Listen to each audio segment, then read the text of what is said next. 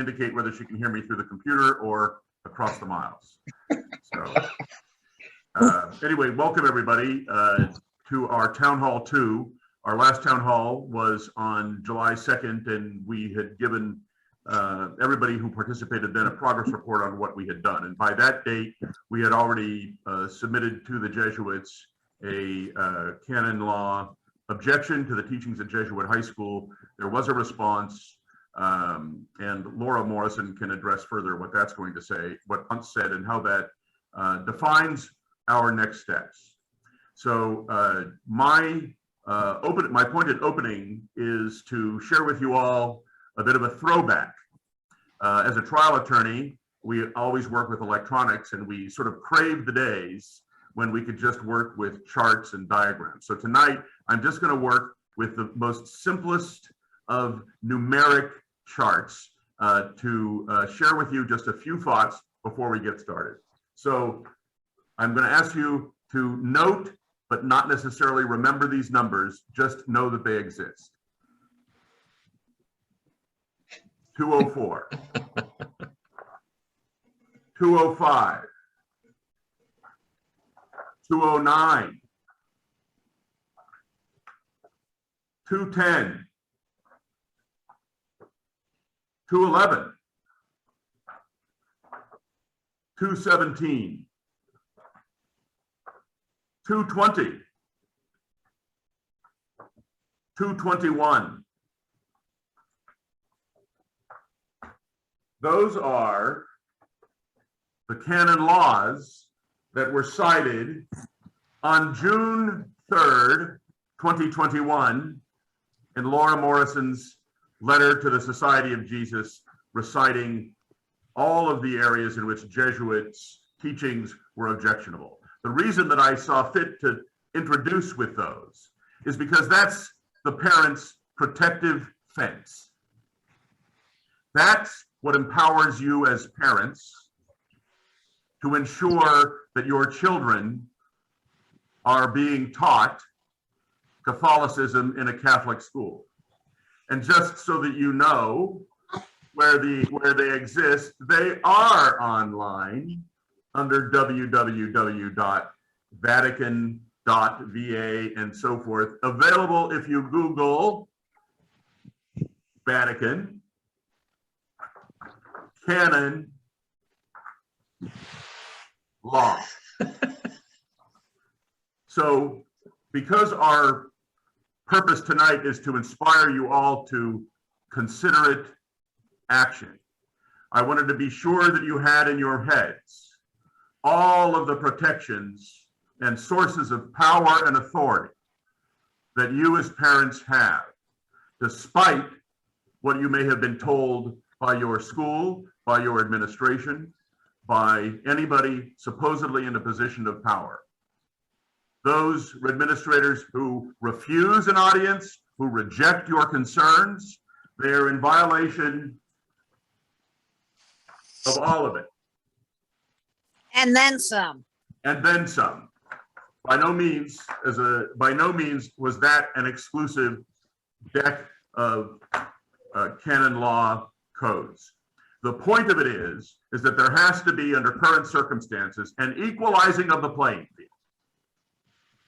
The parents have been displaced from important decisions regarding the educations of their children. Good, trusting parents who have entrusted their sons and daughters to the Roman Catholic school system in the expectation that they will be taught Roman Catholicism have found many of these schools taken over by the darkest forces of secular radicalism.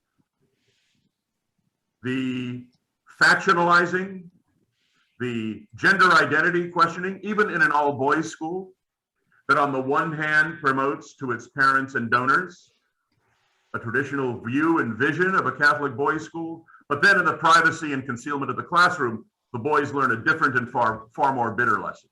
Were it not for the access provided by distance learning, a lot of that would have been able to go on in secret, with we, the alumni, and we, the donors, thinking, along with the parents, that all was well. All is not well. Tonight, we have participants from the states of Washington, Oregon, California, Missouri, Illinois, New Jersey, New York, Pennsylvania, Florida, and the Carolinas. That is not an all is well roster. Most of the schools are Jesuit schools, and there is great continuity in the objectionable teachings across the country. The other schools are archdiocesan and diocesan schools. Others are run by teaching orders of women. The problem is consistent and constant across the country. There are some exceptions, but they appear now to be rare.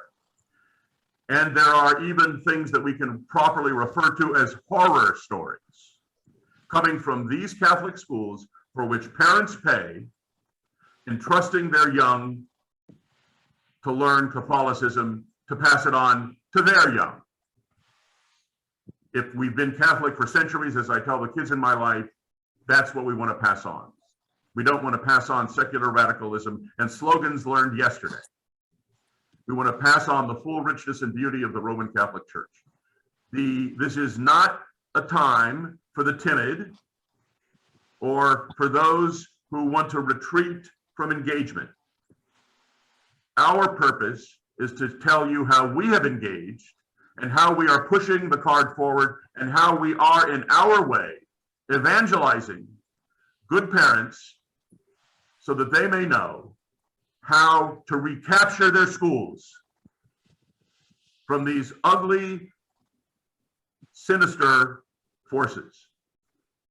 Many of you on this call know that I myself am a product of Jesuit schools, product of the Sisters of Charity of the Blessed Virgin Mary, sat on the diocesan school board, opened Cristo Rey High School, Sacramento on behalf of the Sisters of Mercy and the Jesuits. I am no heckler from the rafters. To the extent that we are aware that there are diocesan officials participating tonight, we thank you for your participation. If there are any staff or faculty from Jesuit schools, we thank you for your courage. But all of you should know the deep sense of scandal you are causing good parents, good and faithful parents, your most faithful parents. You are causing them scandal, and you are causing their sons and daughters emotional turmoil at a time when we can expect far better from the church. We do not expect the church to engage with the secular radicals. We expect the church to stand at the ramparts and stand guard. So that is our big first push tonight. It is to call you to action. We are here for you on our own website, www.faithnotrace.com. I would have had a card, but I didn't think of doing that one. Apologies. We have a wealth of materials. We are here to help. If you have enough in common, and as all of these seem to be working according to the same script, we could even gather together as a single voice to ensure that our voices are heard both in the United States and in Rome. Because if we cannot restore the Catholicism of these schools, then off we go to Italy. So tonight, we're going to hear from Anthony Hernandez, Dan Kramer, Kayleen Pelicano, and perhaps Daphne, if she can find her link, and Laura Morrison, who will guide us down the canon law path. And the purpose for Laura to be on the phone and for all of us here to be with her and you tonight is to tell you there is a path forward. Don't forget, there's a bunch of them, and they're all here for you. So let's go, people. I'm going to turn it over to you first, Anthony. And just a note to the audience that we have, they've been gracious enough to agree to 3 to 5 minutes each. So there we go. Anthony. Well, thank you, Chris. If you were on the first one, I talked a little bit about my situation with my son. I Obviously, being a parent, former graduate at Jesuit High School in here in Carmichael, a product of that, and someone who believed in the motto of being a man for others. And I was very excited for my son to be there. It's about doing the right thing. And when things went south there, as I discussed last time, we made some tough decisions and some tough choices about where our son would go to school and where, if we were going to pay for his education, where would it be? And fortunate for my family, there is another Catholic high school, not all boys school, but a Catholic high school in Sacramento at Christian Brothers. And as I noted last time we moved there, and my son is currently in attendance at Christian Brothers as a junior. And while it is tough, he gave up his friends, he gave up where he wanted to be. He is paying the price ultimately for my family's decision to stand up. He is paying the price for that in the situation, but he's stood by as a champ. I think we all want things to be easy for our kids at times. I sure did. Ultimately, maybe this is a mixed blessing. Maybe he had to learn, and maybe this will help him, go forward in the future, making new friends and stuff. So, I will say that I can report that, things are going very well. This is the stuff that's being done at Jesuit High School is not at this time being done at Christian Brothers. For whatever reasons, maybe it's the difference that the Jesuits are running Jesuit versus others at the Christian Brothers School. I don't know, but they're not having that. It was one of the big things when we checked in with them before we moved our son. We waited, although threatened with expulsion, we waited until the end of the year. They never followed through with the thing to expel my son, and we moved him over at the end of the year. It's pretty much that. So some have asked, why am I still sitting here at cost of my time and energy? Well, most of you are here on your own time and energy as well, and it's because you care. You don't want to see our schools, our institutions, our Catholic institutions destroyed by outside forces. I mean, at the end of the day, like I said, my kids grew up through the K through 8. If we're not stopping it in high school, it's going to be there next. And I just have to ask, I mean, as a Catholic out there, what's the point? If the institutions we have there to educate our kids are no longer doing that, aren't there sort of protecting our children and making sure that the things in the classroom are done the right way, why am I involved and engaged in doing that? That was probably the biggest thing the Catholic Church did, was build these institutions and schools where I grew up in. So I guess I don't have much more else to say other than, I really appreciate the fact that all of you are here and spending your time. And some of you, at least across the country, probably have had similar things that I mentioned that happened to you, that happened to my family.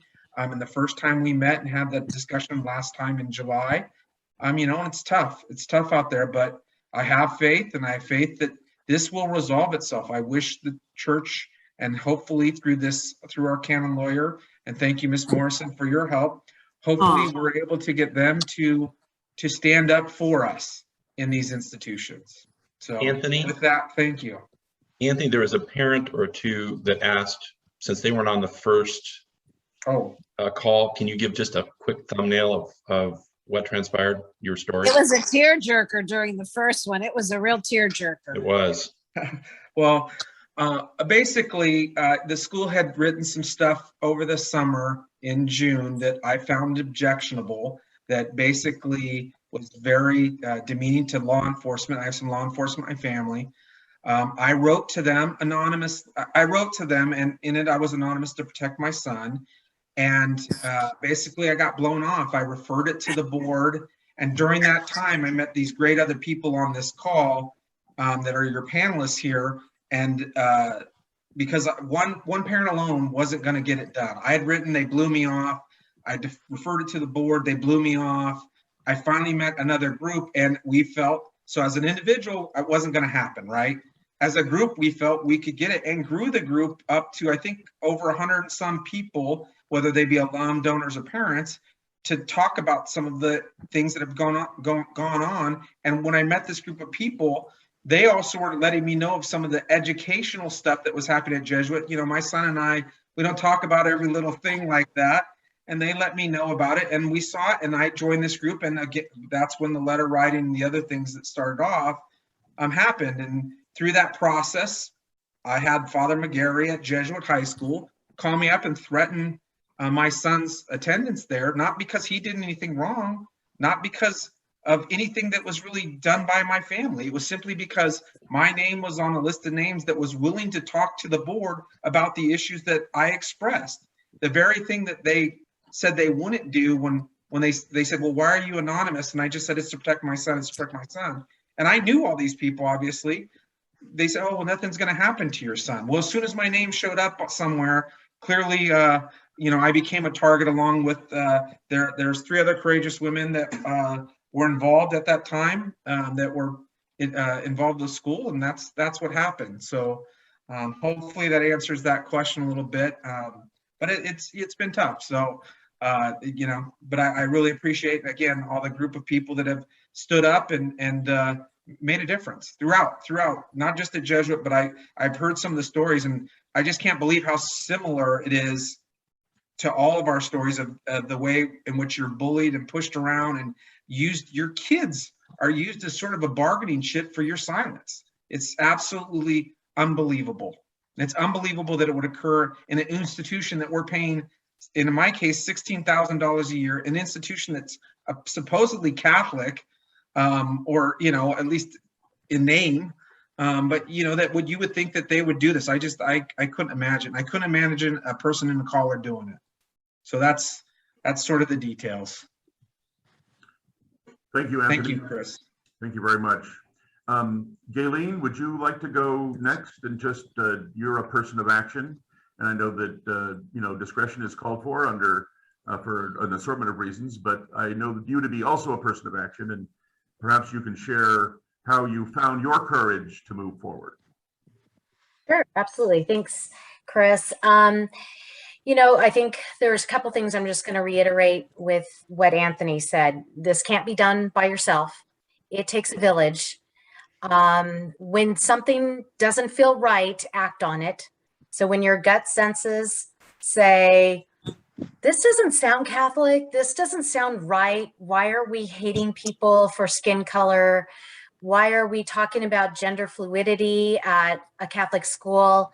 When your gut starts telling you this isn't right, start talking to your friends, start talking to other parents. What happened was there was a letter that was sent out amongst the students only, not to the parents, but to the students only. There was about 2 weeks where the administration was going through this particular letter. I finally got a hold of this letter because it was upsetting my son, and read it. And when I read it, it said things like, I'm kind of thumbing through it right now, that we need to change our math. We need to change our theology. Our theology needs to be, we need to teach our gender fluidity, equal gender rights, homophobia and racism and their teachings. We need to focus on those things. And that kind of stopped me in my tracks a little bit, I'll have to say, when they started talking about changing math, and they started talking about changing science, and they started talking about changing theology. And then all of a sudden, Christian service hours weren't on the agenda anymore. They were now social justice hours. You know, just when you thought it was safe to let your kids go back to school, you know, is one of those things where it kind of takes you back. When kids are not learning math and science, but they're replacing the learning with other things. Huge wake up. Shared the letter with parents. Parents also felt that gut feeling like this isn't right. And so we bonded together and talked about it. We encouraged everybody to sign a petition to talk to the school, because the administration really wasn't listening to us. They weren't accepting our concerns, our phone calls, our emails. So that's how we started. Once we gathered and we got a petition signed, I think at one point we had 120 people that had signed ish, around that number. We thought, okay, now they'll listen to us. And they didn't. We went through one heck of a year. We were always charitable in all of our writings. So I will tell you this: document everything. Write down everything. Be charitable in your communications. Pray before you send emails. Think about what you're doing and how you're doing it. Remember, as a parent, you were given the right through baptism to be their first teachers. And if that right is being taken away, we need to let somebody know about that. And our right was being taken away because of the very fact that they were sending our children this information and they were upholding it from the parents. They were not letting us have that document that they had sent to the students. We requested it on many occasions. We had to get it through other sources. So through that, we found a lot of courage through numbers. There's more power in numbers for sure. Stick together, protect each other, pray a lot, speak up. Remember, you're not the only one out there that is going through this. Gather your people, right? Gather your people.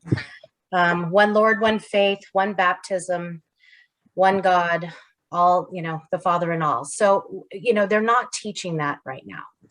They're teaching separation, destruction, how to hate our country, how to hate other people. So remember, you are the first teachers. That is our God-given right. And there are people here on this panel that can help us. Laura, I pray for you every day, and I thank you for all of your time and your efforts and your, and Chris too. Everybody here has bonded together in such a way. Dan, you've been a huge help. Anthony, everyone. Through this unity that we have developed here in our area, we're able to walk forward and be strong. And hopefully through this, all of you will be able to find some strength and some courage and some help to guide you through your journey as well. So with that, I don't know if there were any other questions that might have popped up. I'm looking. And Ms. Policano, with respect to the letter that you that was originally purportedly sent around, distributed by students, didn't the concerned parents ascertain since that time that a lot of the content of that letter was probably cut and pasted from some sort of real sinister agendas? I mean, I think we had decided that based upon the curricula that we looked at, that that it wasn't generated by a group of high school young men. It was generated by some program or platform or agenda, and it really showed up like cookie cutter in some of the assignments that we saw. That's pretty sick stuff. Yes, and to play on that, I guess I really didn't mention that at the very beginning. This letter that was generated was told by the students that it was written by 5 other students, and they were asked to sign this letter in solidarity. So now we're asking students to sign a letter in solidarity that aren't of age. We're asking students to review documents in words that they're not allowing the parents to see. So there were a lot of things that were really wrong with that initial letter that was released. And that's when those gut senses go on and the light bulb goes on, and you realize that there is nothing Catholic about this, nothing. And then as time went on, we started noticing, and children were reporting how upset they were coming out of class. The classwork was really changing direction. So that's another thing I would tell parents to do, is really keep your eye on your children's work. What is being assigned to them? What are they teaching them? Keep a mindful eye on that at all times. Document, document, document. Anything else to add to that, Laura? No, that was good. Okay. So we have had a question about the letter. The letter is on the Faith Not Race website. And for the benefit of everybody, it is Faith Not Race, which also spells out faith no trace. You took my punchline, Chris. Oh, sorry, Dan. I didn't mean to do that. So one of the points is it is not clear at all that it was actually a student letter. In tone and content, it appeared to be far beyond the pale of students to actually generate. We also are aware of other schools in other cities that had the exact same, many of the same topics, and the same approach. The letter was dropped on the student body under the guise of being a student letter. So the jury, literally and figuratively, is still out on exactly what was the source of the letter. It does not appear to genuinely be a student-generated letter, and it bears too much in common with other events at other schools. The whole thing is cookie cutter. That's what I call it, cookie cutter. Yes, in everything. So very good. Thank you very much, Galen. I appreciate that. And Daphne, if I can turn it over to you, and your child is still a student at Jesuit High School, and I know that is something that you continue to believe in. So we wanted to be sure that you had an opportunity to share your thoughts, certainly as a person of action and candor. Hi, everyone. My name is Daphne Hewitt. I am an alumni parent and a current parent at Jesuit. And I became part of this group as a friend, as a former parent, as a Catholic mom. And when the letter was shared with me, I immediately picked out all the concerns that were jumping at me, and they related specifically to suggestions that were given or offered through this letter. And while, to say the obvious, as a Black woman, I would never want to be part of anything that would not uphold treating everyone fairly. I certainly wouldn't participate in anything that, or even send my child to a school where I felt that their race would be an issue. As a Catholic person, the universality of our church welcomes everyone. And I'm not trying to toot my own horn, but I'm very astute in my faith. I know my faith well. And what I read caused me concern.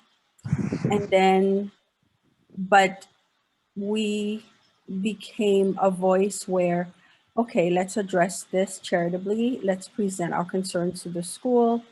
Let's express our concerns in a way that would invite dialogue.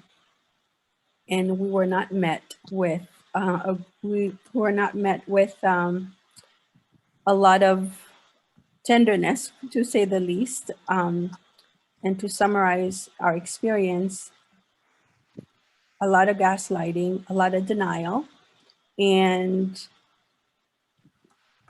we continued, we pressed on, and then the evidence started pouring in through parents. And those pieces of evidence was undeniable. Then of course the gaslighting came because we weren't there. We lacked context. Well, I don't need context if someone on a Zoom is asking a child, what gender do you identify of? And you're supposed to be a Catholic school. There's no nuance in that. And evidence continues to pour in where teachers are affirming or feel the need to affirm their gender with pronouns. So having said all that, I think we collectively, all of us on this call, this is an assault to the family. This is an assault on the family. Our experience is not unique, obviously, when we're naming states from across the country. We're not crazy. It's not like we're seeing things, you know, on an isolated basis. I personally believe that there has been, just like what's happening in the public schools, a planned, deliberate attack on our Catholic schools. And I can't prove it, but it's evident through recent events. I feel like our Catholic schools have been confronted and demands have been made to bring equity under the guise of social justice and bring these anti-racist, these so-called anti-racist sentiments. And it's like a cancer that's metastasizing across our schools. There are even pieces, puzzling evidence that show even the letters, the so-called letters that are popping up from these students have the same themes and the same similar content. So why do I choose to continue? Because I believe in my faith and I really am a person who stands my ground. This is our church, these are our schools, and I don't believe we should run away. And of course, in some circumstances, whatever you feel you need to do for your family, you do, that's a personal issue. But my son attended Jesuit and it was a wonderful experience for him. He has friends, they continue, just graduated. He continues to have friendships with people of all races.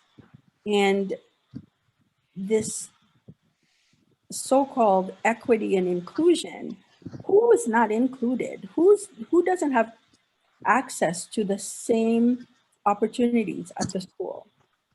So if someone wants to show me the contrary, please let me know, because I don't believe that would be tolerated. Of course, there are many random incidents that happen. I'm not naive to say that, but to say that, you know, there aren't people out in our world who's racist, but that type of behavior, blocking students to equal access to opportunities and participation at a Catholic school just doesn't exist. So I don't even understand what this whole equity thing is all about. But in the end, as everyone has pointed out, as Catholic parents, we're mortgaging many things, you know, whether it be a larger retirement, whether it be sacrifices of vacations, to offer what we think we're going to avoid in a public school setting. So it is upsetting. Our mama bear veins are throbbing right now, trying to protect our young. As parents, we absolutely have the right to question teachers, to ask for explanation as to why these factions that are in our secular world are sipping into our churches. It's sipping into our schools. And to think, I always like to make this point, to think that the Jesuits have been educating young men for over 800 years, and all of a sudden they need to adopt gender fluidity and factions such as incorporating, I forget what the suggestion was for the religion class that was expressed in our letter.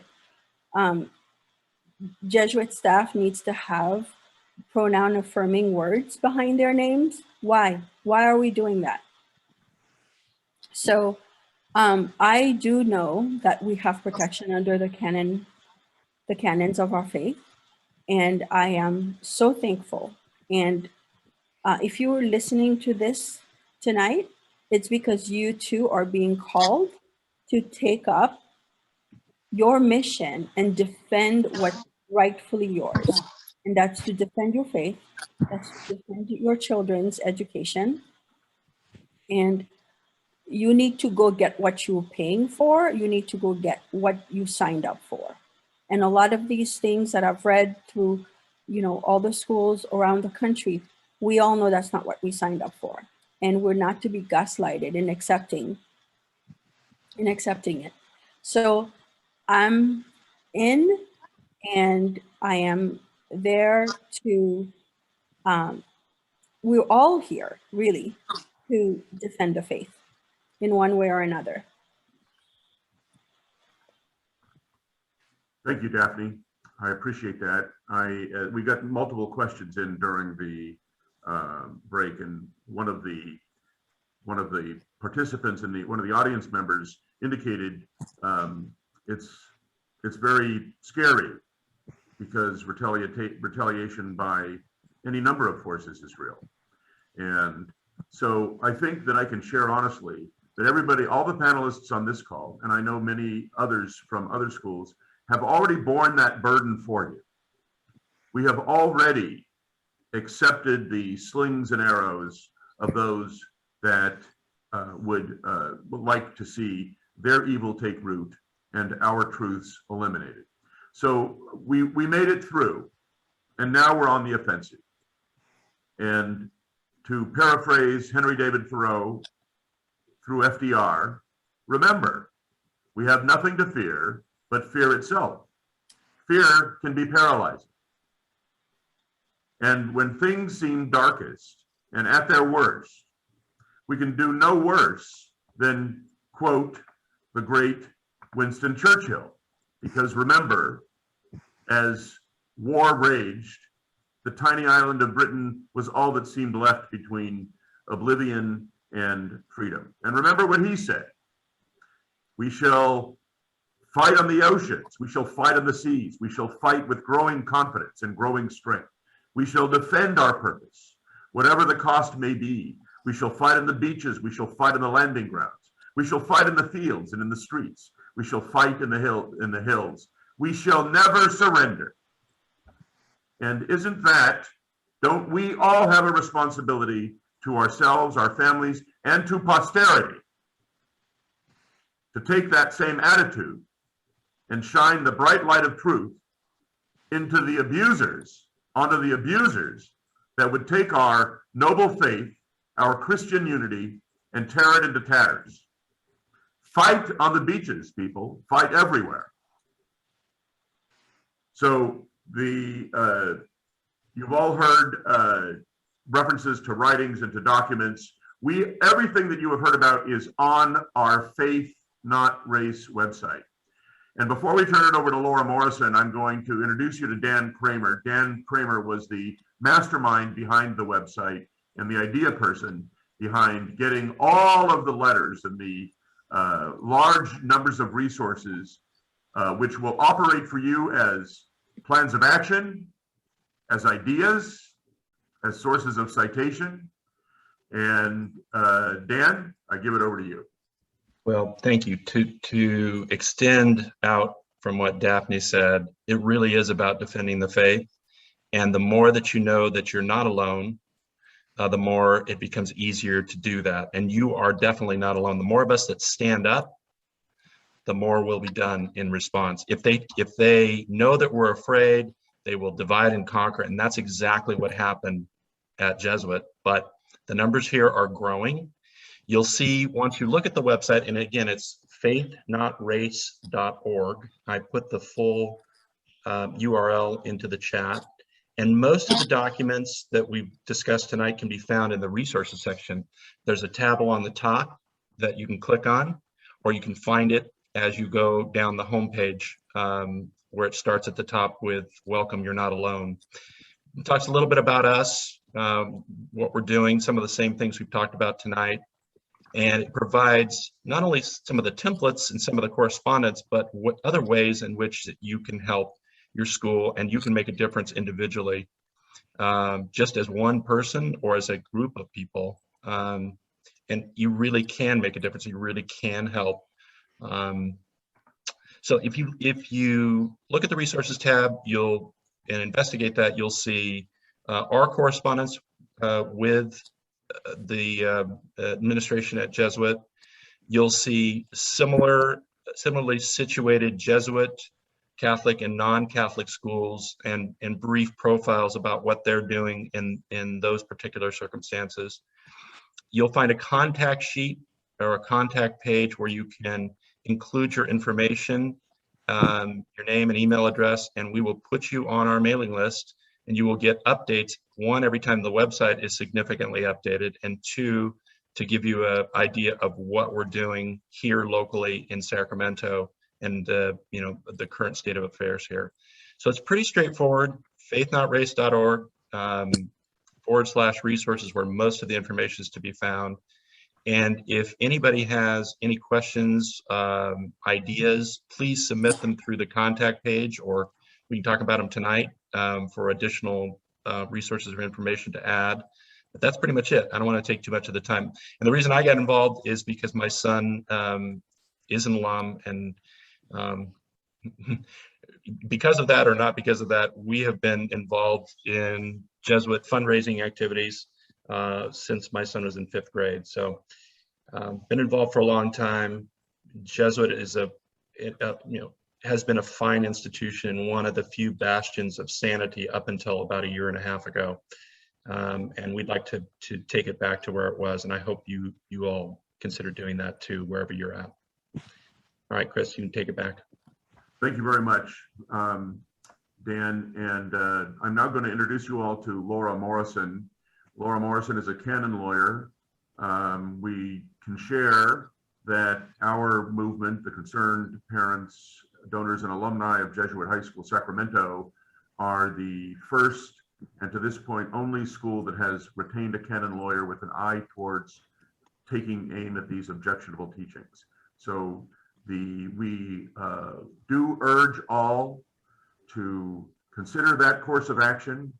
You can join us. You can certainly consult with Laura, but there is no reason for fear, because as our Lord determined, as we know from Jesus's own crucifixion, that suffering sometimes has a remarkable and miraculous outcome. So thank you very much, Jen. I appreciate that. Laura, may I introduce you and give the spotlight over to you? Yes, thank you very much. Very simply, as parents, there is a natural law right. There is clearly a canonical, which is church law right, to protect, become involved in the education of your children and to educate your children. The parents are the primary educators of their children. And you are to work very, very closely with those organs within the diocese and diocesan structures which educate your children. Now, the way that we've been handling the case through Sacramento is it's very, very sound, I believe, because as Ms. Pelicano said, everyone's trying to be very, very charitable. And I think, Mr. Kramer, are our letters or the documents, aren't they on the website? They're all there. Yep. So people can see, I mean, we've really, really been very, very charitable. But it's getting now on track more where it's going to become a little ratcheted up. Our next letter is to the bishop. We're going to CC the Archbishop. And we've been putting together a dossier, as it were, of all of the material. It is astounding to me as a student, someone who majored in history, the way that these agendas are being put in place. And when we're talking with people, like just informationally interviewing people who call in or who reach out or they email me for just a question or two, there's always a real deconstructionist agenda. There is always a secular, middle-aged, usually a woman, although at one school we have a male in place, who is not of the faith or is not of the faith that we learned is magisterial teaching. Really, sometimes even gospel values in consideration of all the lies that we've been told. And even the course content that you see, if you crawl into the course content, while it might be titled theology, while it might be titled math and statistics, the manner by which this is all skewed is really reminiscent of Stalinist agendas. Mao Zedong, if you've read the most recent biography of Mao Zedong, it is utterly incredible. So you also see 5-year plans. You see just bold-faced lies. With respect to the race issue, it just seems like it's just to bait people, to get them all whipped up and against one another. And with respect to the gender fluidity, it's just to generate extensive confusion. I don't know what the end game is, although I could give you my analysis of that, but we're not here for that. I think that it's kind of easy to figure out. I think it's easier for us with the Sacramento case, with the people calling in, because it is just incredible the extent to which these cases are similar. It's really, really something. So I think Ms. Hewitt is really on target when she says, I mean, it's really like a systematic agenda. It's really, really something to see.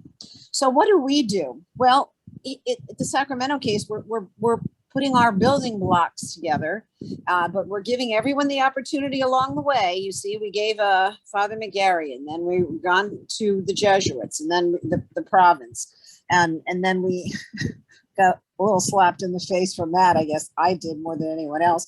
And then we took it to the board, and now, and of course, we've been CCing His Excellency along the way. We sent something to Bishop Soto, and nothing back from him. Now we're going to, as I said to Chris the other day, now we have to book 3, the bishop. And so we're going to get more into the nitty gritty of what Catholic is, and what Catholic instructors should have as their credentials. And it certainly is not the young lady that's found at Sacramento High School, the head of the theology department, who with her husband, who also teaches there, had a baby and has decided and has announced to the students that she and her husband will let the child decide what its gender will be. This is a woman in the theology department. And I think is she the head of the theology department, Chris? She is the chair of the theology department. I mean, that's just crazy making is what we would call it. So that's what you're up against. But then when you see this curriculum, theology and math, and it's very impressive. And you hearken back to your own education. I mean, I'm a product of Jesuit education, and you think, this is wonderful, wonderful. And then when you crawl into it, as these folks have thankfully done, you see the corruption of it and the gnarled teachings within it. So we're taking all of that, and then we're building with our bricks. And now we'll be going back to the bishop. And as I say, we're going to book 3 him, and we'll CC to the archbishop. And we are preparing our dossier, and we will go inevitably, I suspect, unless a miracle occurs, to the Congregation for Catholic Education. So that's where we are with it. And the folks have been very, very, very good in providing information, in documenting. I think at first they were really, really wounded, and it's very understandable. I mean, some of the language, even at the school level, from the president, Father McGarry, I mean, it would take your breath away. I don't even know the extent to which these parents have processed it. I didn't process sufficiently, I don't think, the letter from the provincial to me. Then yesterday, I started really, really thinking about it and comparing it with some of these canons. And I thought, it's just almost like platitude after platitude after platitude. And then he says, well, we realize our teachings are not for everyone. Just very, very, very disrespectful of the whole program, disrespectful of the doctrine of the church, disrespectful of these children. These are young boys. I mean, these are teenagers, and very, very bad business. So we just keep building and we keep going and we throw some more in and we keep our novenas going. And that's what we do. But it's very, very sinister. I can't say it enough again. I'll say it again like a mantra because it's cookie cutter. And I think that probably Chris and I are in the best position to really see that, because I think most of the flurry of activity comes this way. We have a couple of parents on our mandate that I formally am representing, and that's Mr. Bakis and Mr. Hernandez. And we'll be adding more. And I really do encourage everyone to join us. There is strength in numbers. I do think that if there's an agenda of deconstructionist, sinister stuff, then I think that we owe it to ourselves and to our church and to our progeny and to God to really fight back, because there's an essence of evil about it. And we're going to take the canons, we're going to take magisterial teaching, and we're going to ram it right back at them, because that's what you do with evil. You don't buckle, and you don't feel bad. You don't permit yourself to be bullied, although that is a very, very clear part of this agenda. It's disgusting. It's disgusting. Another cookie cutter thing we see is the manner by which these people treat the administrators and the provincial treat women is different from the manner in which they treat the men. But the result is the same. It's always bullying. It's always lying. It's always backing off. It's always, then we're going to go and do what we want to do anyway. Well, no, they're not going to be able to do that. They're not going to be able to do that. And when you talk with the folks, the concerned parents of Sacramento, as we're hearing tonight, I mean, by the time these folks finish talking to me, the first couple of times, I mean, it really is, it's a tearjerker. It's really a tearjerker. And it really is the future of the church. And it's not just in the United States. I'm sure it's all over. But, subsidiarity teaches us we start right at home. And it's a real grassroots effort on their part. Well, guess what? It needs to be a grassroots effort on our part. So I'll close with that. You're most welcome, any of you, to reach out to me, any of you. And I'll send you canons, and now I'll be adding more canons, and we'll be having a letter to Bishop Soto and CCing Archbishop Corteleone, and we will probably end up taking it up. We call it taking it up to Archbishop Corteleone, and I'm just very prayerful that he'll take some steps. But again, since this is all over the place, it's an infection. It's a systemic infection. That's what we're up against. And so let's use the canons and the teaching found in all kinds of documents, right? It's not just canonical documents, the catechism, documents of Vatican II, words that come out of the Pope's mouth, documents that have emanated from the Congregation of Catholic Education before, prefects of congregations, which would be like the minister of a congregation. And we take that and we take it right back at you. And that's what we're doing. And that's what we're going to do. We're respectful, but we're getting a little hot and a little ramped up. So it's kind of, it's time to pedal to the metal. And so that's what we're working on. So Laura, it's correct to say that any other Jesuit schools within the province have a bit of a leg up in joining us because the province has purported to speak for all of the Jesuits within the province. So with that said, we can invite in, based on the provincial's own words and statements, that they have no intention of removing these teachings. They don't deny any of the teachings. That based upon that, any of the province's schools then become part of this cause because of the because of the language of the provincial in the letter. Yes, And- but here's the thing, as I expressed to you, Chris, the letter, you know, citing, oh, we're a juridic person. Oh, there's our apostolic preferences. All of that is kind of cookie cutter also. So my suspicion, my instinct would tell me that if you have the province out here out east, I mean, you'd probably get a pretty much of a same standardized letter. Well, that's a I very, really think you yeah, would. that is a good point. And he presumed to speak for the entire Jesuit order.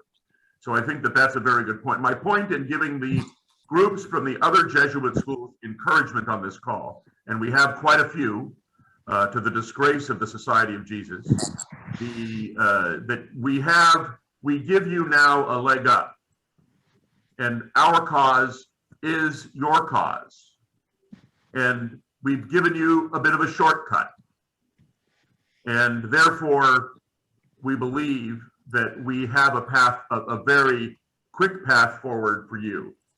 All of the other schools, however, Catholic teaching, so that even in the event that it's diocesan, if there's a diocesan structure that we're dealing with, I'll deal with the diocesan structure because it has to be Catholic teaching. And that's Correct. why I say we have book 3 issues, and the bishops are vested with the responsibility, even if an institute is run by a congregation like ours, you know, the Jesuits, they can crawl right in there. They're vested with the responsibility to do that.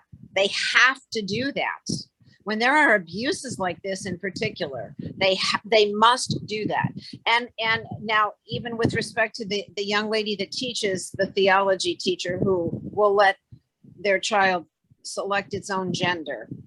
I mean, there's a canon that addresses that is going to be prominently displayed in our next letter.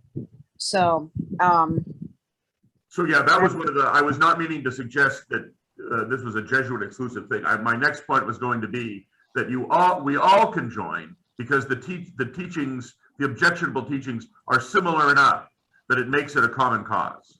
and take those canons. And when you meet with these people, when you meet with I call them apparatchiks, that's not very respectful, but when you meet with some of these folks, priests and sisters and lay persons, and it doesn't matter what they say. Crawl into what they're doing. By their fruits you will know them. The curriculum, I was talking with one person, and then we were comparing, there's this course, human geography is popping up in some of these in the curricula. Human geography. And if you just Wikipedia human geography and you read down, it's just weird. It's just weird. And it evidences how one little class can be skewed. One little class, one little course can be skewed to fit into a Marxist agenda, an anti-Christian agenda. And that is really, really not something we can tolerate. I'd like to circle back to what I said and affirm what you said, Laura.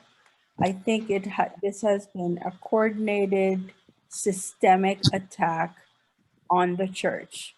And just like every company, every corporation was flooded with these so-called demands from BLM, you know, pursuant of the recent events of George Floyd dying and everything, I believe I will never know the answer to this, but I believe in my heart of hearts that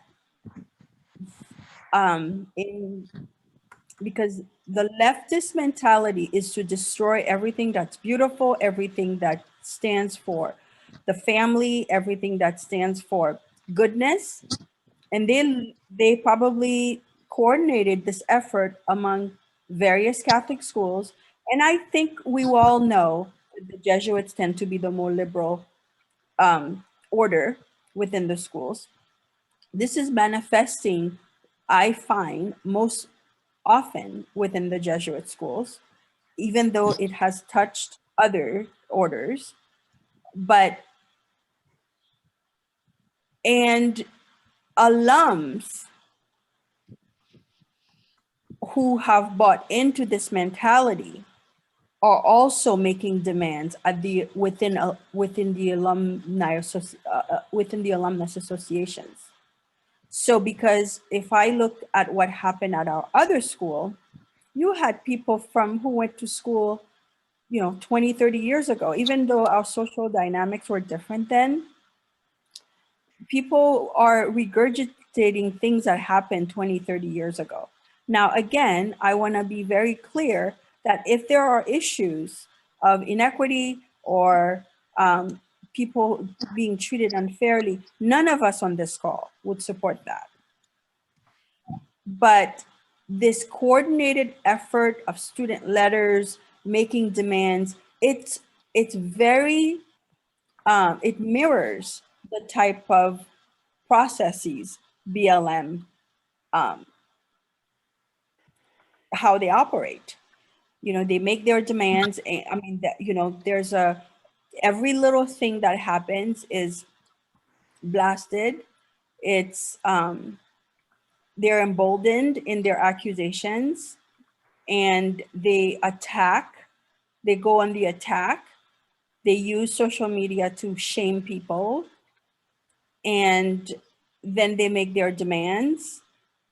And now we have people who are, some innocently are sympathetic, or maybe the administration is sympathetic. Nobody wants to be called a racist. Nobody wants to know that they're governing a racist school, or accepting or facilitating things that are not charitable in that way.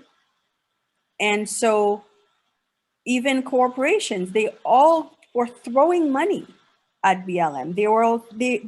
Everybody caved to those demands. So I'm going to say this, while it's much worse or much more apparent in the public schools, because I work in public education, at least parents have a board they can go to. We don't have that. And many boards, even though we attempted to dialogue with them, didn't entertain it, because they're influenced by, the powers that be or other people within the administration. So, but the one thing we do have is the catechism. And by golly, if you're going to call yourself a Catholic school, a Roman Catholic school, act like one. And all the things I listed before, none of that belongs. Intersectionality does not belong in a Catholic school. It doesn't. Whiteness doesn't belong in a Catholic school.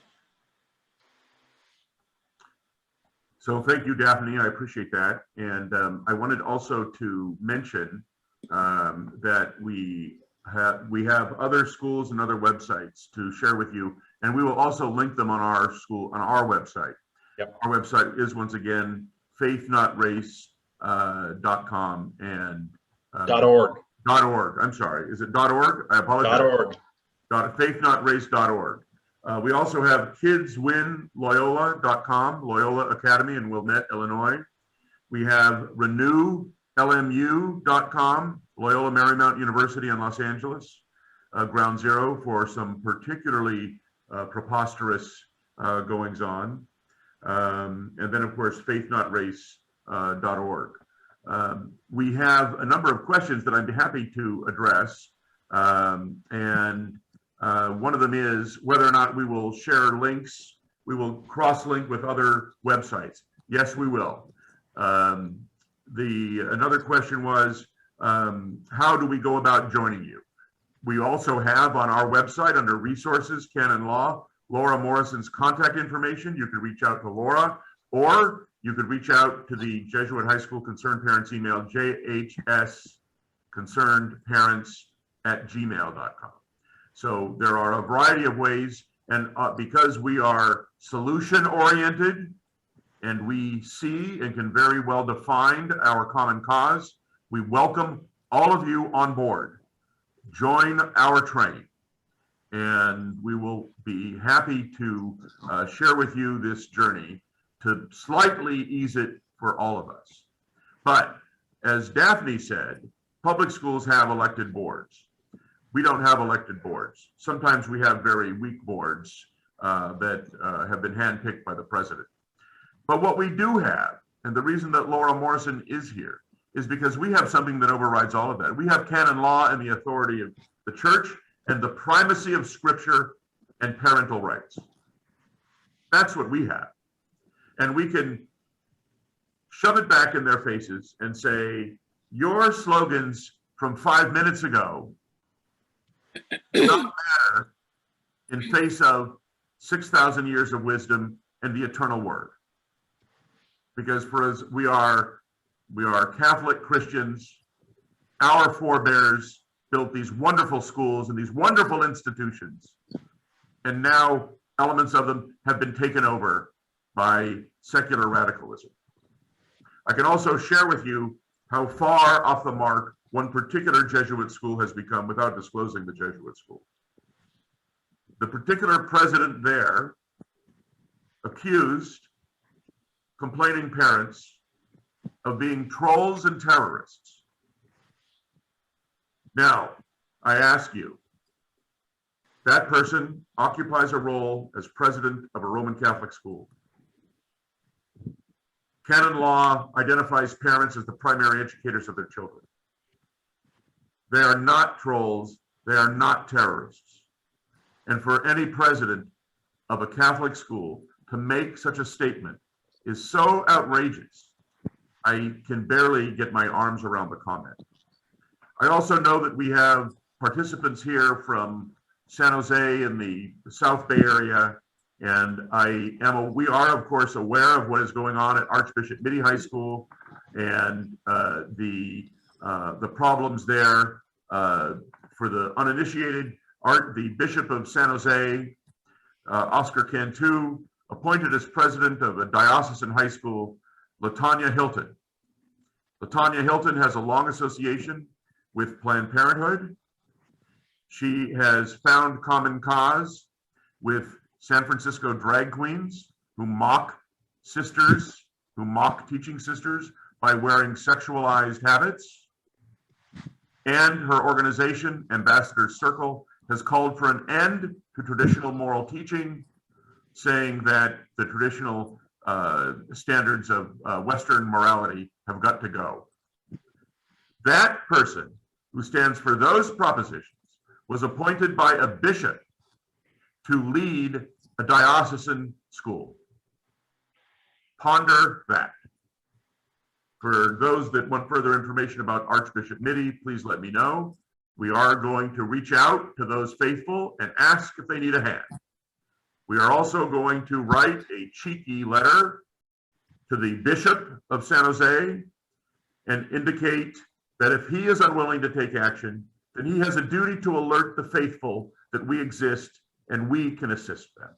If he And is, we'll CC Archbishop Corteleone. correct. Archbishop Corteleone is San Francisco, Northern California. Archbishop Corteleone is the general overseer, or if you will, the metropolitan for all the dioceses.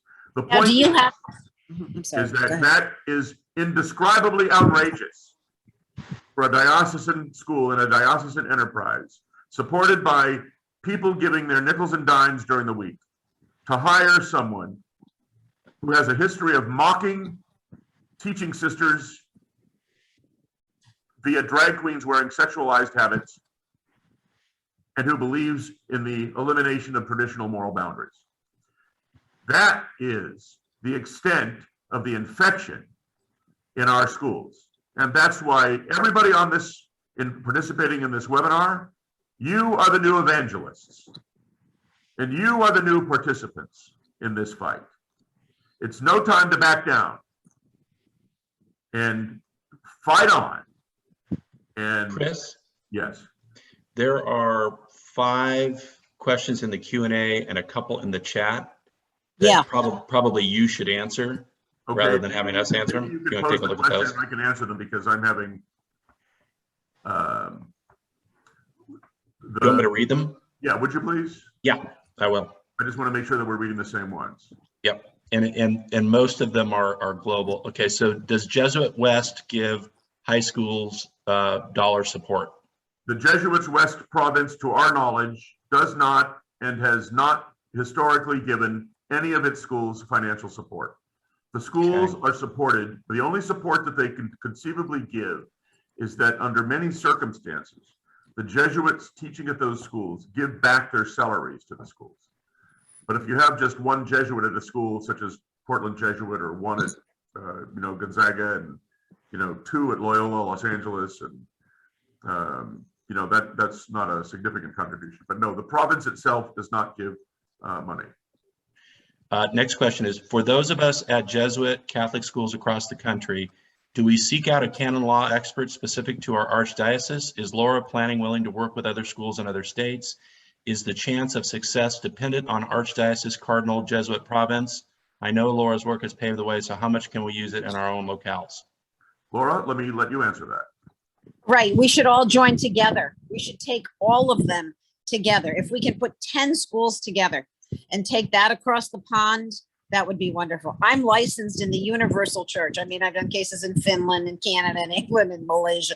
But if we can aggregate, like my paralegal said today, it's almost like, we're looking for a class action. Well, kind of. Strength in numbers. I think it also makes a stronger case, because if we have a dossier as to each of the schools, it is going to be incredible how analogous the programs are at each of the schools. And this is true with the diocesan Catholic schools as well. When we're seeing these things, the stuff that's trickling into us from the diocesan schools is very similar. How frightening is that? It's not just an infection within the congregation. I mean, when we say systemic, we mean really systemic. So I think that there's a real good strength in that. I think it's very prudent to do that. It is tantamount to, I guess, a class action. I'm a civil lawyer, but I never did class action litigation. But there is a real smart component to that, because if you're sending it over there to the congregation, and when we hand deliver it and we drop it on somebody's desk with our letter, we're going to have however many dossiers that are going to essentially have the same problem, just riddled with the same problems. And when you have documents and you have canons and you have teaching and you have lots of history, lots of jurisprudence behind us, and then we evidence for them how there's such a corruption of all of that at all of these schools, it just logically makes every one school's position stronger. Thank you, Laura. So in other words, yes, join us, reach out. We're here. And you don't have to reinvent the wheel, shall we say? I mean, you don't have to, you wouldn't have to start from scratch, but you would have to make sure that you have culled as many proofs as you can give me, as to each school, all of the correspondence, what there is in the curriculum. But I think you'll see that there are more analogies to all of this at all of these schools than you would have imagined. It is frightening. Next question is, the website won't let me sign up for the newsletter. I just checked it and it works for me. I'm guessing that there might be some site or pop-up blockers working there. So our email address, I posted it in an all chat, and it's on the website too, but it's JHS concerned parents with an S at gmail.com, and just put your name, and if you want to, and then put your desire to get the newsletter, or if you have another question, pose that question and it will get answered within a day. So that's the next thing. Let's see. Is there a centralized Jesuit headquarters to plead our case? Laura? Uh-huh. So, then you have the province. I mean, and we've talked about that too, taking that over to where the congregation sits in Rome. And I mean, I think they'll be served notice. But depending upon who else comes in, if it's not just going to be a Jesuit problem, if it's going to be a Catholic schools, secondary schools problem, and it's going to be the bishops aren't taking care of the business of these problems, then it's going to go straight to the Congregation for Catholic Education. And if it gets real out of hand, it's going to go to the Congregation for Bishops, because there is no reason why once the bishops are notified, once they're alerted that they are not taking the steps according to the law that they should be taking. It's inexcusable. The next question is, are you finding any success in getting the 7 high schools under the Jesuit West to join the cause? If so, what are the numbers? So we will tell you that we have a majority of schools. I don't want to say the exact number because that may disclose a school, but we rely on direct introductions. We have been low profile. We have not involved the press. We applaud those schools that have, and we appreciate your tasteful approach to dealing with the press.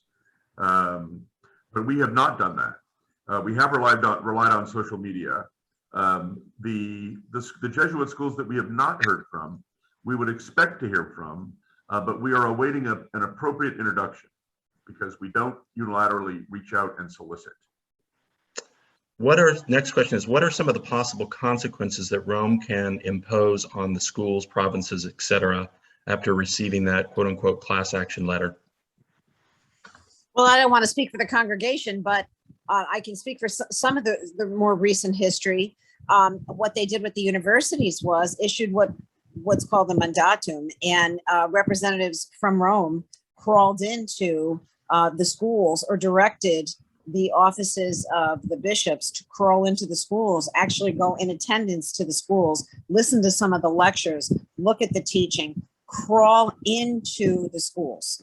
And that's what needs to happen. Okay. At the secondary schools. Here's a comment. Loyola Academy hired PR firm Kivett to attack us as racists on social media. David Axelrod's former partner and same PR firm used currently by Andrew Cuomo. I guess it was just a comment. Let's see here. So, well, I did see that comment, Dan. So let me just share a thought on that, and Laura can supplement my comments.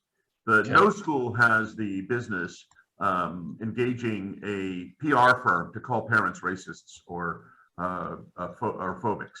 That's outrageous, because what it denies is the parental right and the right of the faithful to form organizations and associations to advance the faith.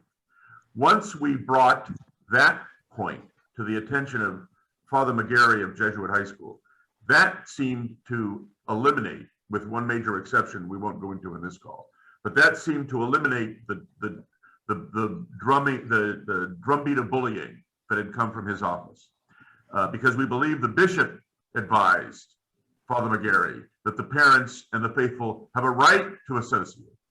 So for any president such as with Loyola Academy, to engage a PR firm to, in an organized way, call you racists is such a majestic affront to canon law as to just be, almost the embodiment of evil. Laura? Well, the natural right, not just canon law, forgive me, the natural right, the God-given rights. And I know you mentioned that in your opening, but this is God-given. This is God-given right we're talking about. These are your children and this is your faith. And that's horrendous that took place.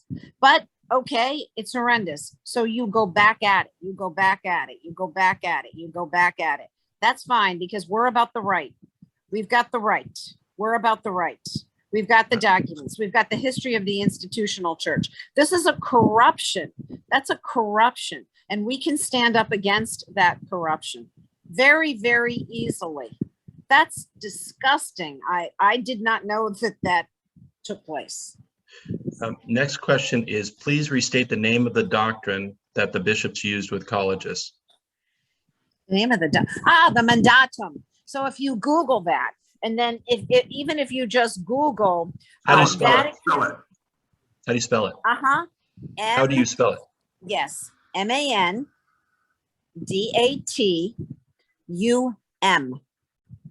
Okay.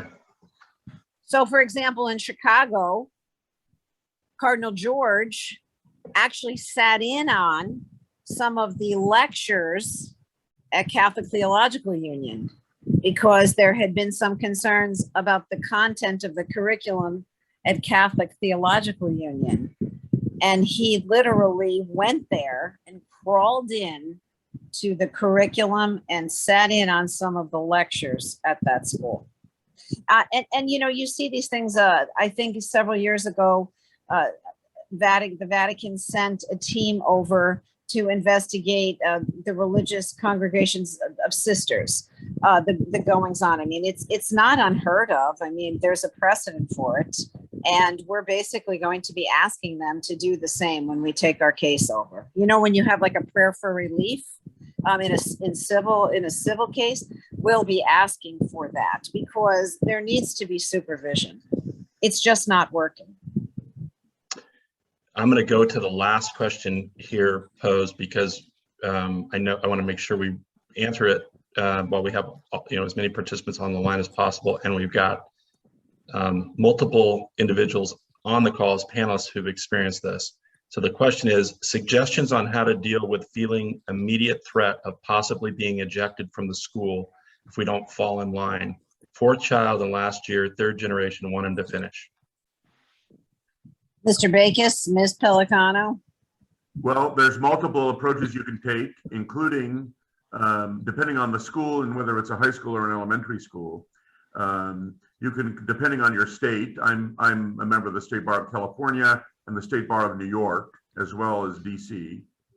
But I think that every case is different, and I think that you can consult both with any lawyer, and I'm always happy to provide a thought or two in a preliminary way, even though I may not be barred in your state. I'm not presuming to practice law in your state. A disclaimer that you know that I must give as I offer that free service. But Laura also can assist, because if the school's violation has risen to a canonical level and we can join it to other abuses, then suddenly we have what you identify as a case involving just that one student. We have a far larger case that can be made into a far larger case based on evidence that we're able to obtain, including retaliation against that child. Retaliation is absolutely forbidden. If a parent is advancing the faith and is acting appropriately and is interacting in the name of parenthood as having sent their child to a Catholic school where the natural law and canon law apply, the school really has any authority they have that they think they have is illegitimate. And you can, there's canon law that can be invoked, there's civil law that can be invoked, and it doesn't matter the faith of the parent, because the parent, it doesn't say that only Catholic parents are the educators of their children. Natural law applies to parents of any faith. So therefore, in answer to that one question, what if the parents are not of the Catholic faith? That doesn't matter. You entrusted your child to a Catholic school, and you have a right to expect that it will be a Catholic school. And if it's not a Catholic school, then that's when you invoke the various remedies and processes that we've identified. And what about the threat of expulsion? Yeah. The threat of expulsion, I think, can be immediately dealt with, depending on the case and circumstances, by reminding the issuer of that threat, either canonically or through a civil lawyer, that that is an illegitimate act, and that if they do it, they risk canonical and civil consequences. The next question is, curious which attorney or firm is defending Jesuit High School in Sacramento in the federal lawsuit? There is no firm of record as of yet who has appeared. The law firm that was handling the matter has a relationship through a high-ranking administrator at Jesuit High School. It would be illogical for that firm to continue, obviously, but there's not been a new firm identified. The time for them to answer the federal complaint has not yet elapsed. So once that time elapses and the answer is filed, then we'll know who is representing the school. Next question is, will we have another one of these kind of meetings sometime, I'm paraphrasing, in the near future, in another month? I think we're kind of now on a 45-day plan, but I think that everybody here is willing to assist the faithful across the country. And if I think, yes, we would most definitely commit to one in the next 30 to 45 days. Okay, and we'll announce that if you're signed up on the website or if you've signed up to receive communications on the Jesuit High School Concerned Parents Gmail address. Is that correct? That's correct. Okay. Comment, very large group of parents in Phoenix upset with goings on. How can we get the current momentum with that group over to this group? The parents have gone public, creating a website and started a media blitz on Twitter. Did they contact you? We are in touch with some parents from Bellarmine, but not in it's not yet been as organized as it has been with other schools.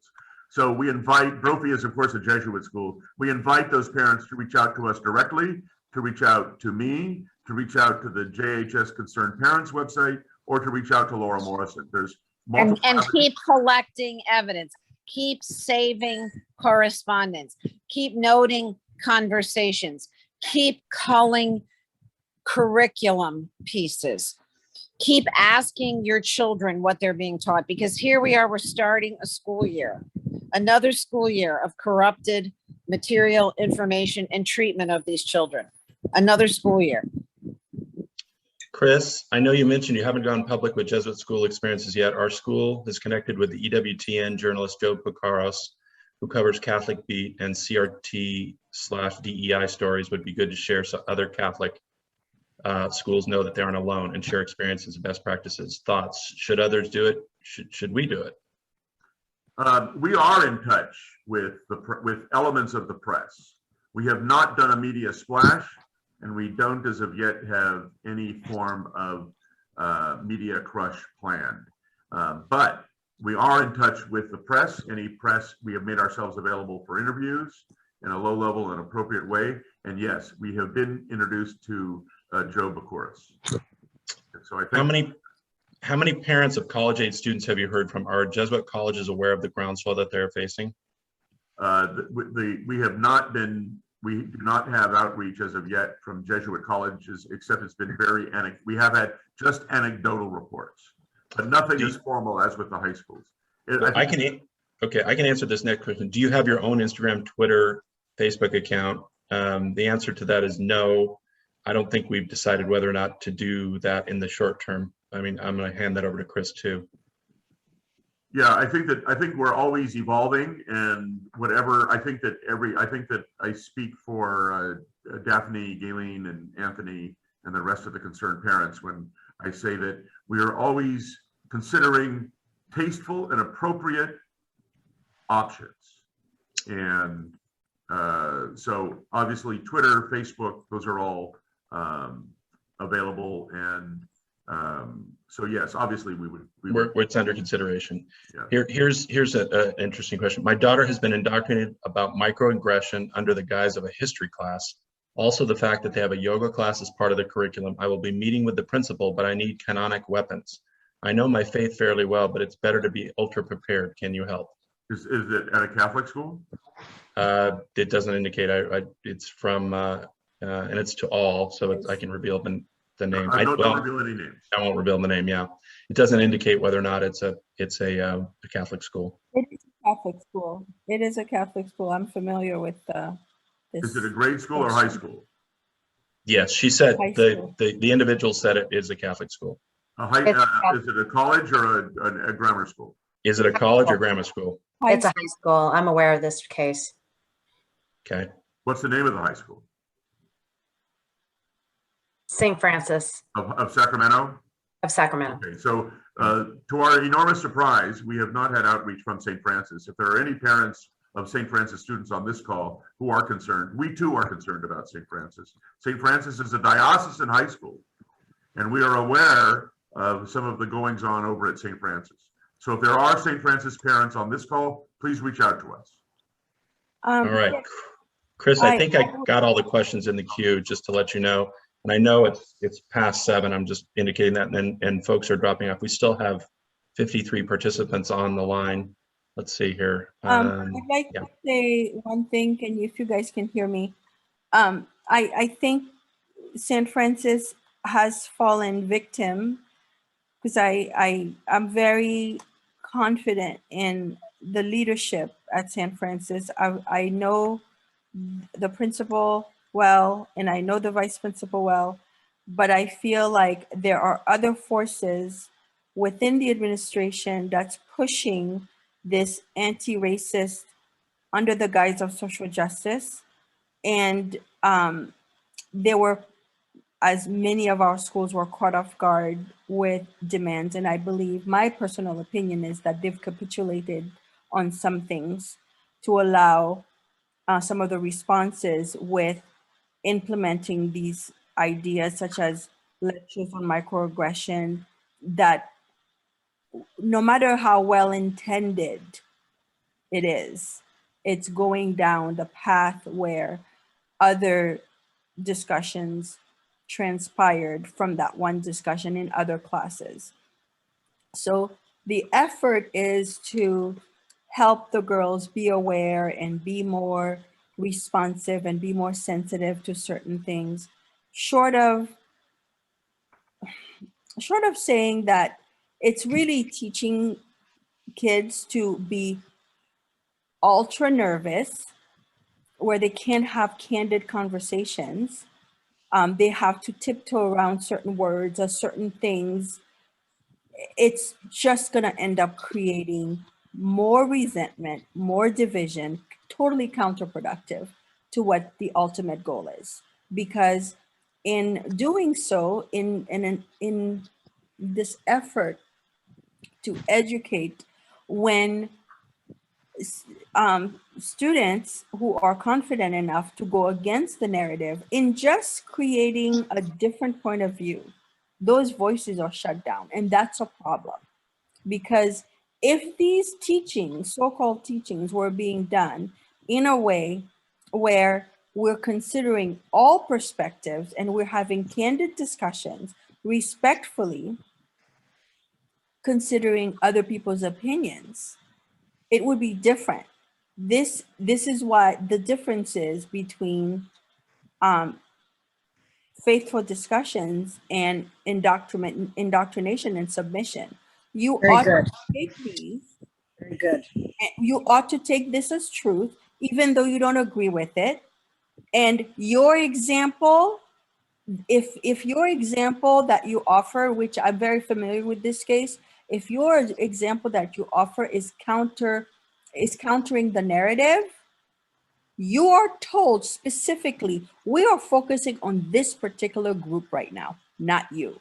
How is a student, how does a 16, 17-year-old who's still coming on their own have the courage to express opposition in a very charitable way, to be told your life doesn't matter right now, this particular group matters? I have a problem with that going on in a Catholic school. And where is the foundation? Where is the Catholicity in any of that? Where are the Christian values in any of that? And unfortunately, again, because these schools, they're on the defensive, they've capitulated to these demands, and the agenda keeps advancing. There's no need to have a raised fist adorned with a cross as an emblem for a parent group at a Catholic school. It's the antithesis, Absolutely. it's the total antithesis of what we represent as a faith. And unfortunately, there are a lot of poorly catechized administrators. Yeah, true. And that's really the root of the problem. A lot of these people are poorly catechized. They themselves don't know their faith. That's very insightful. That is they- very they insightful. themselves, and some of them, they are really trying to respond because they're sensitive, and I can understand that.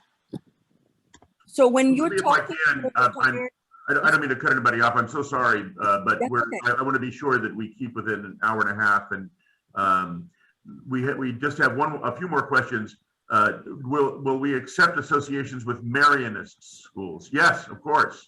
Marianists, we're aware of the situation in Tampa, Florida, with the Academy of the Holy Names. Yes.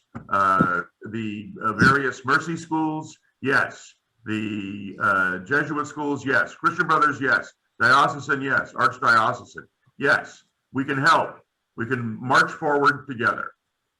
Chris, the people who talked to you as a St. Francis, if they wanted to join us right away, then when we send a letter to the bishop, we'll include that school in some of those problems too. Yes, so please, St. Francis, if you're on the call, let us know immediately. Just approach us confidentially and we will take care of the rest.